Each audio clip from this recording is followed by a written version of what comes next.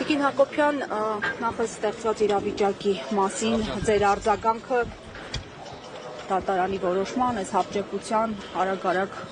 խափանող միջոցի փոփոխության։ Ինձ թվում է դատարանի որոշումը ակնհայտ ապօրինություն է բոլոր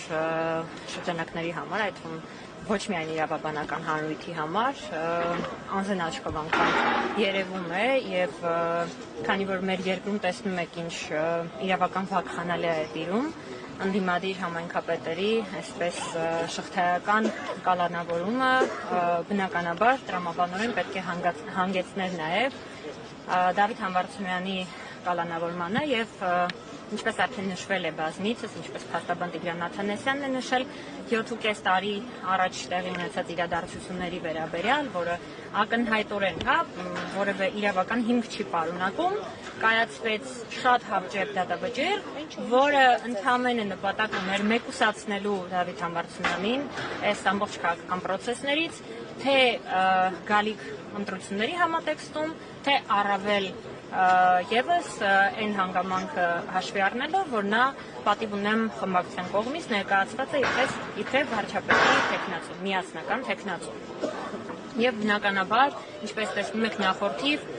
կաշառքի գործեր են կարվում, այսպես ասած, այս պարագայում որևէ ձևով չհաջողվեց ինչ-որ նոր գործ ի հայտ բերել կամ կարու ձև անելու շնորհիվ տանել բանտարկության, պետք էր հանել հին վաղեմություն ունեցող գործը, որով ըստ էության 4 ցուցմուր տված վկաները ժամանակի ընթացքում իրենց վկայություններից հրաժարվել են, ըստ էության այն հանցակազմը, այն արարքը, որը մեղսագրվում է Դավիթ Համբարձումյանին,